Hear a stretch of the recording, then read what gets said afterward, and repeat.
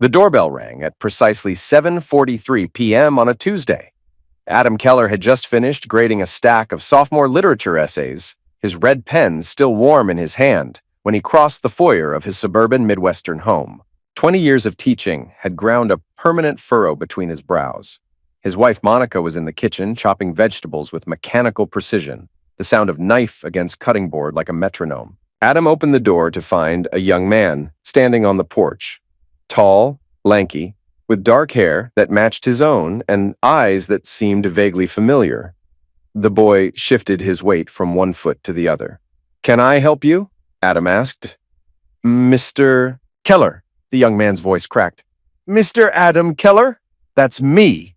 The boy extended his hand. "My name is Eli Brenner. I'm your son." Adam's grip tightened on the doorknob, his wedding ring clicking against the brass. 20 years of teaching high school physics had trained him to mask surprise, to keep his face neutral when students said outlandish things. That skill served him now as the ground seemed to shift beneath his feet. The world tilted slightly as a memory flashed. Jessica Brenner, sophomore year of college, a 3-week relationship that ended when summer came. "That's not possible," Adam said, but even as the words left his mouth, doubt crept in.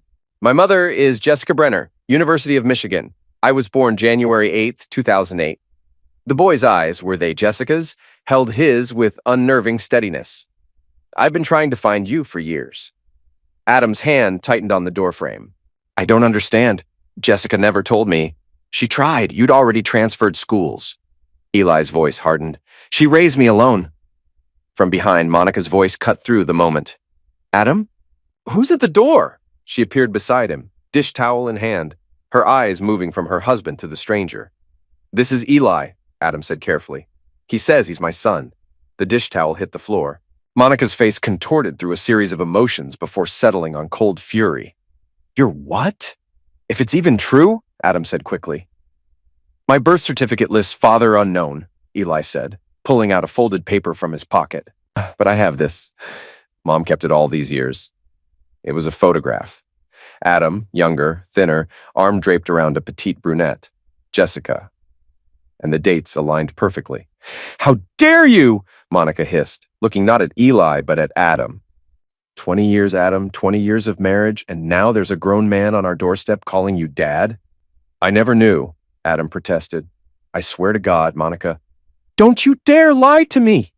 Monica's voice rose sharply. "Not with the evidence standing right here." Eli backed away, hands raised. "I didn't come to cause problems. I just wanted to meet my father." "Where's your mother now?" Adam asked, trying to steady his racing thoughts. "Passed away. Cancer. Last year," Eli's voice caught. "Her final wish was for me to find you." Monica grabbed Adam's arm, fingers digging in painfully. "Inside. Now." To Eli, she snapped, "You need to leave." "Wait," Adam said. "Eli, this is a shock. I need time to process this. Are you staying nearby?" The boy nodded. "Holiday Inn Express on Maple, room 214. I'll call you tomorrow," Adam promised. When the door closed, Monica exploded. A son you never bothered to mention. He's 18. We are together for 20. You cheated on me. I swear I didn't." Adam ran his hands through his hair. "This is as much a shock to me as it is to you.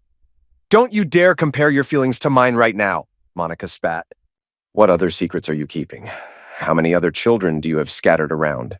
"None. This isn't even—" Adam took a breath. "We need a DNA test. That's the first step." "The first step is you getting the hell out of my house." Monica's voice dropped dangerously low. "Pack a bag. Tonight." "You can't be serious." "Watch me." She pulled out her phone and began dialing.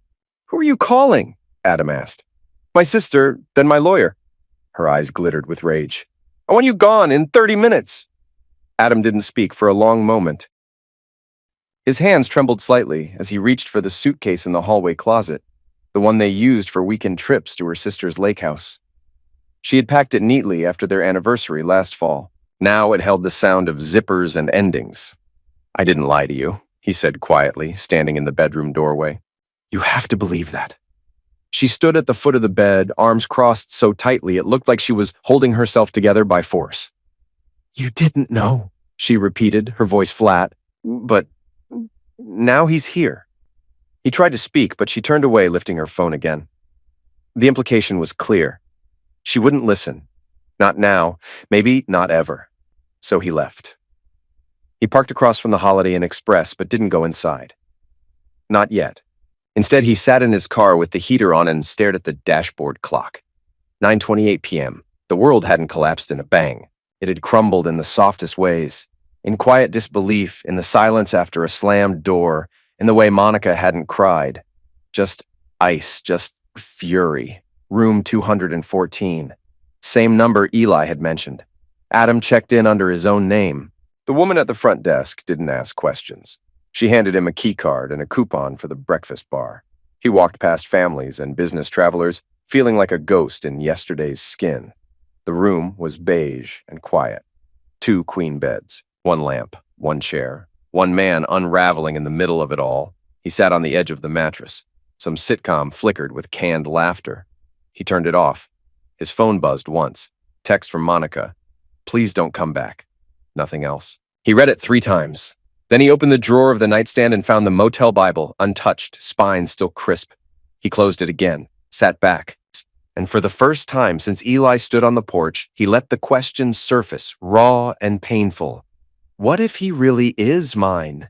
Because beneath the rage, beneath Monica's betrayal and his own disbelief, a deeper truth was beginning to whisper. He didn't feel angry. He felt hollow and afraid. True to Monica word, divorce papers arrived by courier the next morning to Adam's motel room. He sat on the edge of the bed, staring at the legal document that outlined the end of his 20-year marriage. The sheer speed of it hit him like a physical blow. Monica had been prepared, too prepared. Something wasn't right. The motel's lobby smelled like stale coffee and Lysol. Adam stood by the vending machine, staring through the glass at a row of snacks he didn't want, when the door creaked open behind him. "You're Keller?" The voice was low, gravelly, with a rusted edge of disinterest. Adam turned. The man standing there wore a worn leather jacket, boots that had seen war, and a face that didn't blink easily. Salt and pepper stubble framed a square jaw, and his eyes, steel gray, looked straight through people. "Nash Vega?" Adam asked. "That's me." He nodded toward the exit. "Let's go somewhere we can talk."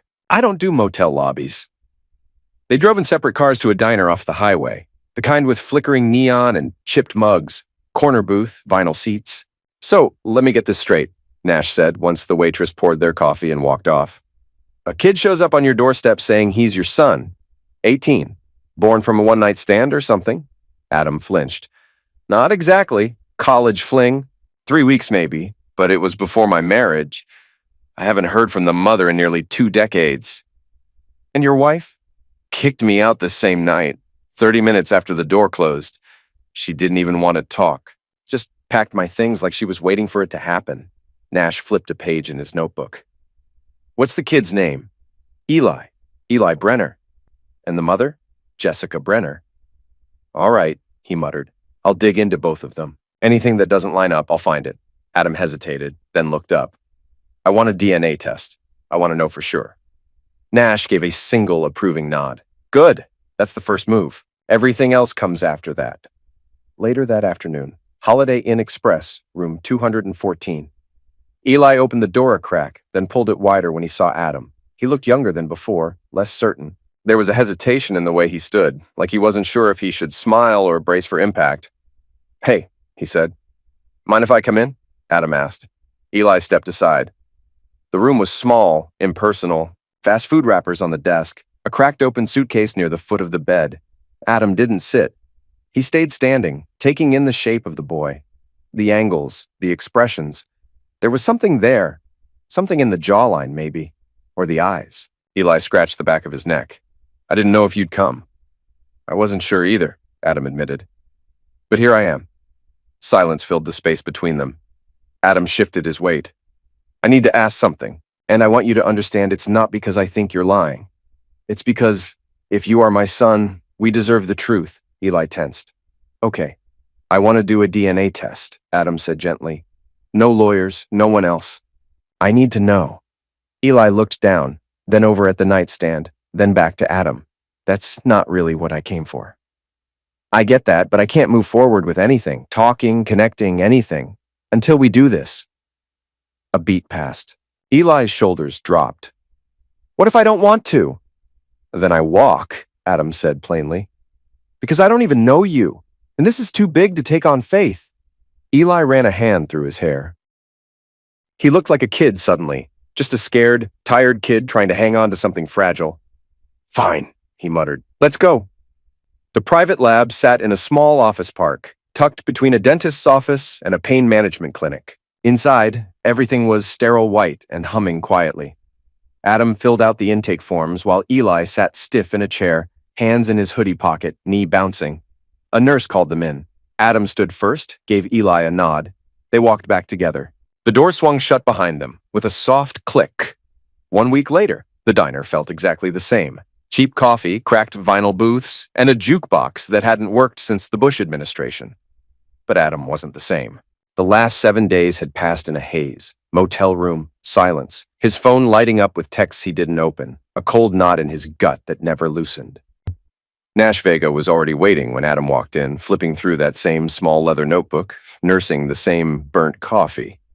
Hey, Adam muttered as he slid into the booth. Nash didn't waste time. So I've been digging. Your boy Eli? Says he graduated from Westlake High in Ohio. School's never heard of him. Adam blinked. What? No record, not even in transfer files. The name exists on a birth certificate. Barely. But there's no school trail, no medical, no social footprint before he was 17. Like someone built him from scratch and dropped him into the world 2 years ago. Adam stared at the table. Jesus! And there's more, Nash continued. You said his mother was Jessica Brenner, right? Yeah. She died last year of cancer, according to him.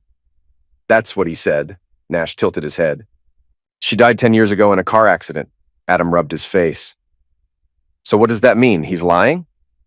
Means something's off. I'm still digging. Adam's phone buzzed. New email, subject line, DNA results, clear path. His pulse jumped. He tapped it open. Nash noticed. That it? Adam nodded slowly, then opened the message. His eyes moved across the screen, locking on the line that mattered most. Probability of paternity, 99.998%. Adam leaned back, stunned. It's real. He's my son. Nash's eyes narrowed. You sure? I mean, yeah, that's what it says. Adam handed him the phone. Nash read it, silent. I didn't cheat, Adam muttered. Not on Monica. That thing with Jessica, 3 weeks is sophomore year. I met Monica 8 months later. I swear to God, Nash, I never stepped out on her. Not once. Nash stared at the screen, then back at Adam. Your wife still work at a lab? Adam's brow furrowed. Yeah, real estate now, but she used to work at ClearPath. Why? Nash leaned in slightly. What if the results were fake? Adam blinked. What are you saying? I'm saying, if someone wanted to make it look like you had a kid out of nowhere, and they had the right access, changing a DNA report isn't impossible. You think Monica faked it? I think she could have, especially if she wanted you gone. Adam swallowed hard. I'll keep digging, Nash said, standing. When's the hearing? Next week. I'll have what you need before then. He tossed a 20 on the table and walked out, coat flaring behind him. Adam didn't move. He sat there, staring at the screen. His whole life was being rewritten, and someone was holding the pen. Nash's next report came with photographs. Monica, dressed in clothes Adam had never seen, sliding into a black Cadillac Escalade in the parking lot of an upscale hotel. The driver, a silver-haired man in his 50s, well-built, wearing a suit that cost more than Adam's monthly salary. Craig Lorne, Nash explained. Senior VP at ClearPath Biotech. Recently divorced, no children. Been seeing your wife for approximately 8 months based on hotel records?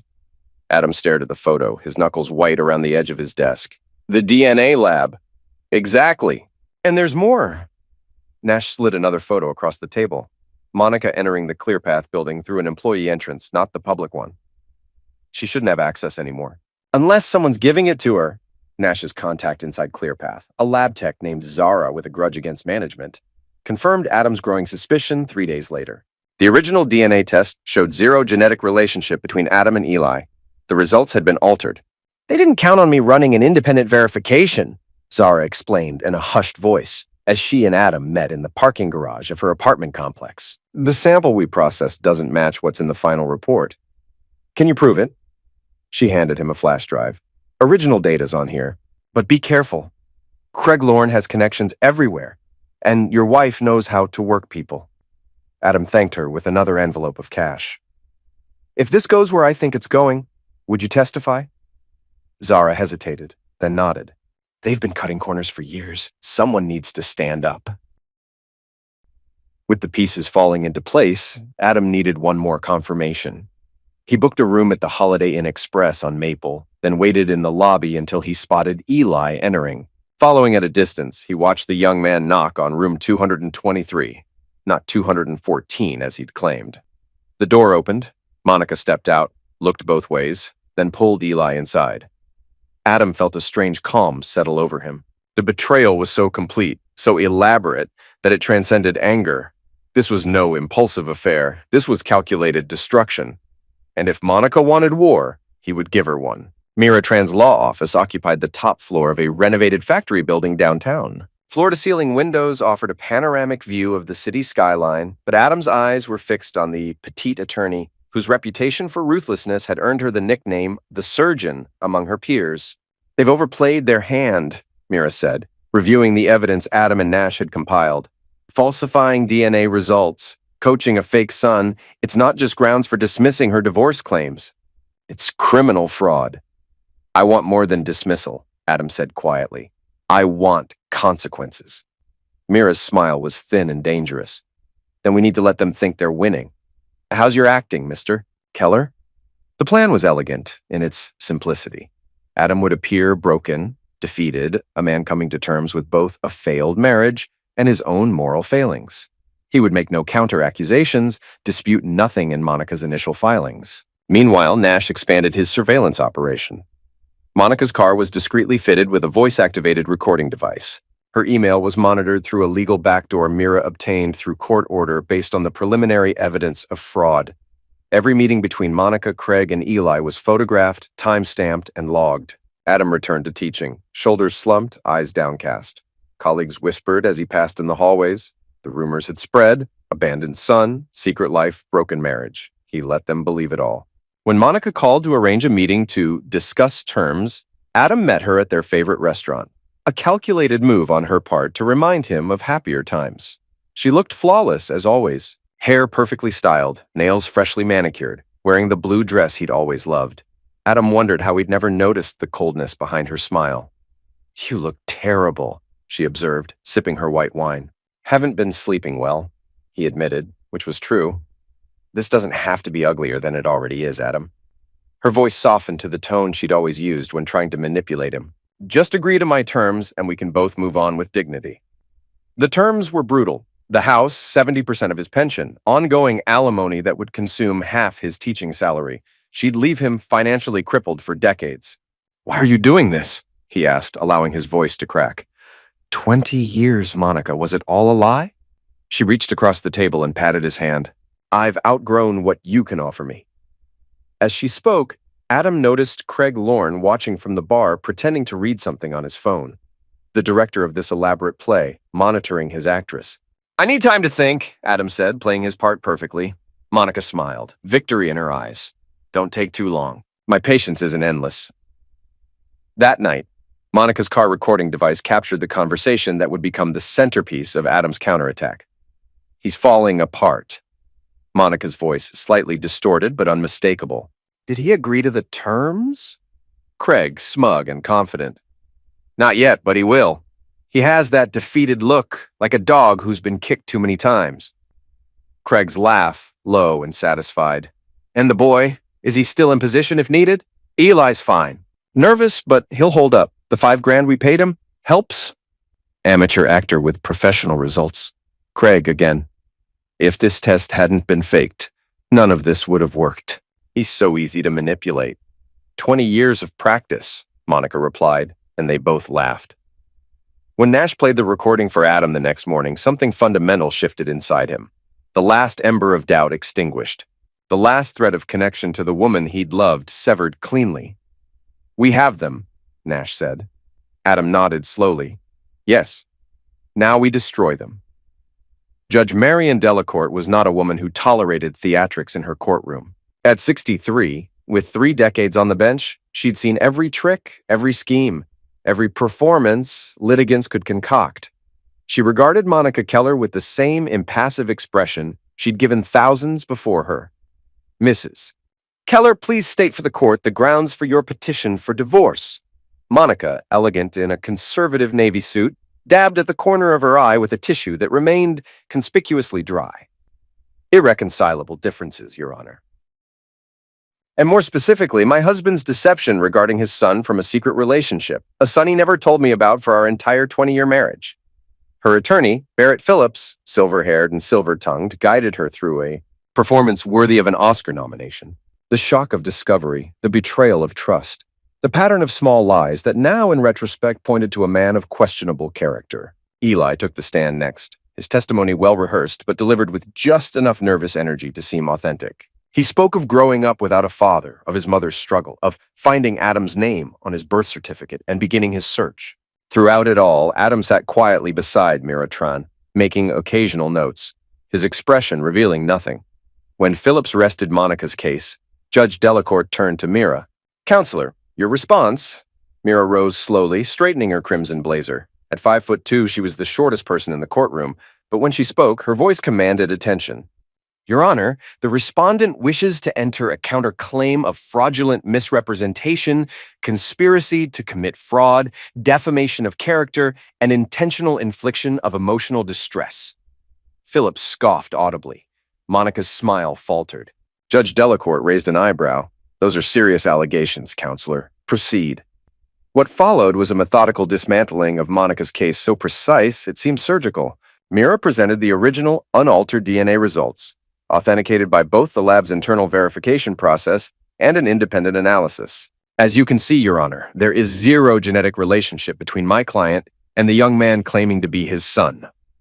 Monica whispered frantically to Phillips, who rose to object. Your Honor, these documents could easily be falsified by the respondent. I anticipated that objection, Mira replied smoothly. Which is why our next witness is Zara Patel, senior laboratory technician at ClearPath Biotech. Zara's testimony was devastating. She detailed how the original samples had been processed correctly, but the final report altered through unauthorized access to the lab's reporting system. She presented server logs showing exactly when and from which terminal the changes were made.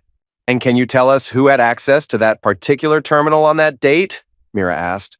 Craig Lorne, Senior Vice President of Operations. Monica's face drained of color. Next came Nash Vega, whose testimony as a licensed investigator carried the weight of professional experience. He presented surveillance photos, hotel records, and most damning of all, proof that Eli Brenner was actually Eli Markowitz, a drama student at the State University with no connection whatsoever to either Adam or the woman he'd allegedly been born to. Or Mr. Markowitz was recruited through an online acting forum, Nash explained, showing screenshots of the original posting. Paid $5,000 to play the role of abandoned son. With each revelation, Monica's composure cracked further. By the time Mira played the car recording, she was visibly shaking. If this test hadn't been faked, none of this would have worked. He's so easy to manipulate. Monica's voice, clear and unmistakable, echoed through the courtroom.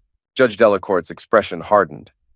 And finally, Your Honor, Mira said, I would like to present Exhibit J text messages between Mrs. Keller and Mr. Lorne, retrieved under legal warrant based on probable cause of conspiracy to commit fraud. The messages appeared on the courtroom's display screen. Monica, it's all set. Adam doesn't suspect a thing. Craig, what if he demands verification? Monica, he'll never know. And even if he does, nobody believes the man in divorce court. Phillips attempted to object, but the damage was done.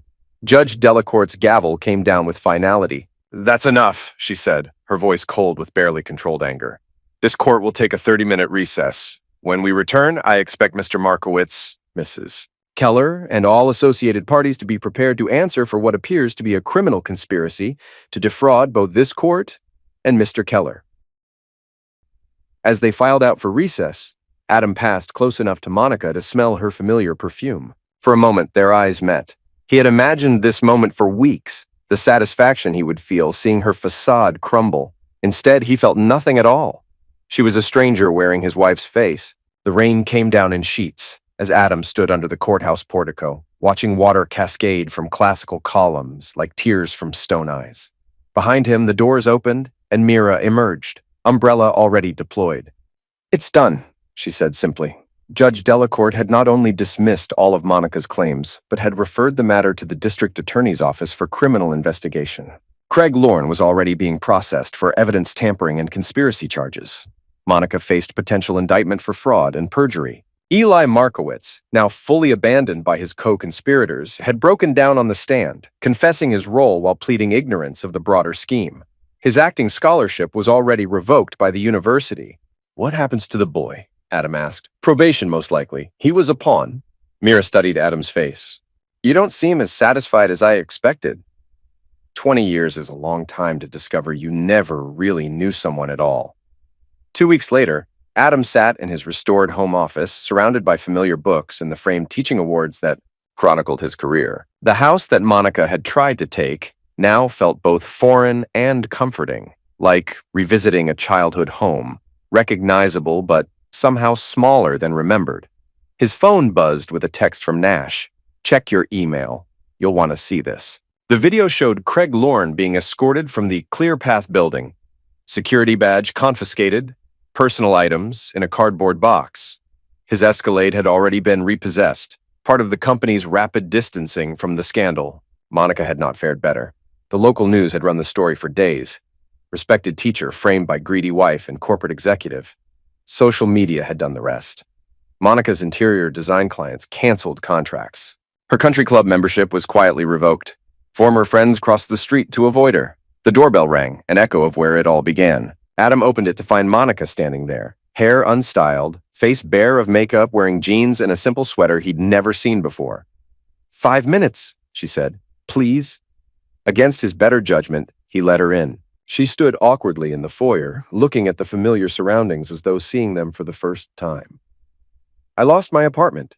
Craig's wife got a restraining order against me. His company is suing us both." "None of that is my problem," Adam said evenly. "I know." She looked up at him, eyes brimming with what might have been genuine tears. "I just wanted to say I'm sorry. We had 20 good years before I ruined everything." "Did we? I'm not sure anymore." "We did," she insisted. "I just wanted more, needed more. And instead, you have nothing." She flinched as though he'd struck her. "Adam, please. We could start over. I've learned my lesson. I still—" "Stop." His voice was quiet but carried the weight of absolute finality. "You didn't just try to steal my life. You tried to erase my character. Now, live with your own." "Adam, goodbye, Monica." He opened the door.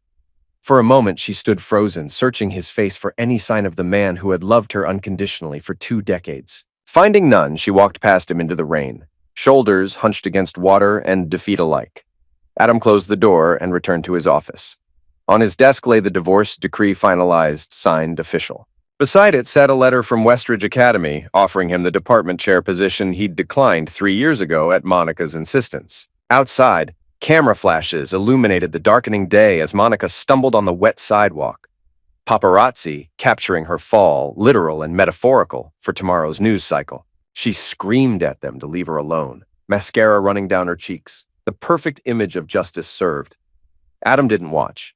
He was too busy booking a flight to Barcelona, the trip he'd always wanted to take, now finally possible. The past was settled. The future, for the first time in months, was entirely his own.